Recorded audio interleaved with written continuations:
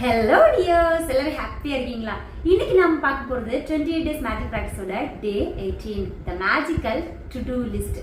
நாம எந்த அளவுக்கு gratitude practice பண்றோமோ அந்த அளவுக்கு நம்மளோட லைஃப்ல டெவலப்மெண்ட்டும் வந்துகிட்டே இருக்கும். நாம நன்றி உணர்வை ஒரு பெஸ்ட் ஃப்ரெண்டா நினைக்கும் போது அது நம்மளுக்கு எப்பவுமே ஹெல்ப் பண்ணிக்கிட்டே இருக்கும். நம்மளோட லைஃப்ல டெய்லியுமே ஏதாவது ஒரு சின்ன சின்ன ப்ராப்ளம்ஸ் வந்துகிட்டே தான் இருக்கும். ஃபேமிலியில அல்லது ஒர்க் பண்ற இடத்துல அல்லது வெளியில எங்கேயாவது போகும்போது இந்த மாதிரி ப்ராப்ளம்ஸ் வரும்போது அதை எப்படி சால்வ் பண்றதுன்னு தெரியாம நம்ம தடுமாறுற சிச்சுவேஷனுமே வரும். அந்த டைம்ல இந்த ப்ராக்டிஸை பண்ணும்போது அந்த சிச்சுவேஷன் சேஞ்ச் ஆகுறத நம்மளால ஃபீல் பண்ண முடியும் அப்படின்னு ரோண்டா பைன் சொல்றாங்க. இன்னையோட ப்ராக்டிஸ்க்காக நீங்க ஒரு நோட் எடுத்துக்கோங்க. அதுல மேஜிக்கல் டு டூ லிஸ்ட் அப்படின்னு ஹெட்டிங் போட்டுக்கோங்க.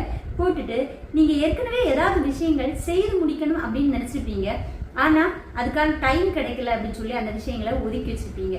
அந்த மாதிரி விஷயங்கள் அல்லது கண்டிப்பா இந்த விஷயங்களை பண்ணணும் ஆனா எனக்கு இது பண்ண பிடிக்கல அப்படின்னு சில விஷயங்கள் இருக்கும் இல்லையா, அந்த மாதிரி விஷயங்கள் எல்லாத்தையுமே வரிசையா எழுத ஸ்டார்ட் பண்ணுங்க. அது சின்ன சின்ன விஷயங்களா இருந்தாலும் பரவாயில்ல, பெரிய பெரிய விஷயங்களா இருந்தாலும் பரவாயில்ல, எல்லாத்தையுமே எழுதுங்க.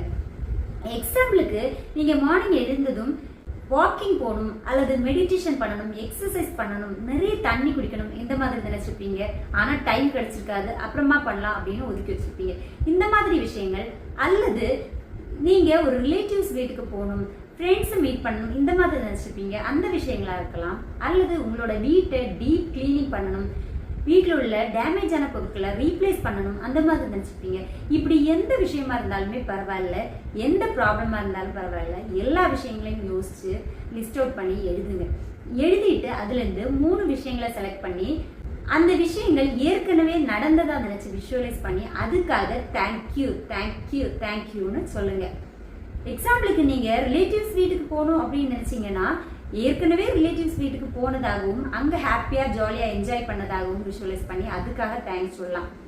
அந்த மாதிரி எந்த விஷயங்களை நினைக்கிறீங்களோ அந்த விஷயங்களை விஷுவலைஸ் பண்ணி ஏற்கனவே நடந்தது மாதிரி ஹாப்பி ஃபீல்ல தேங்க்யூ சொல்லுங்க. ஒரு விஷயத்துக்கு குறைஞ்சது 1 மினிட்டாவது விஷுவலைசேஷன் பண்ணுங்க.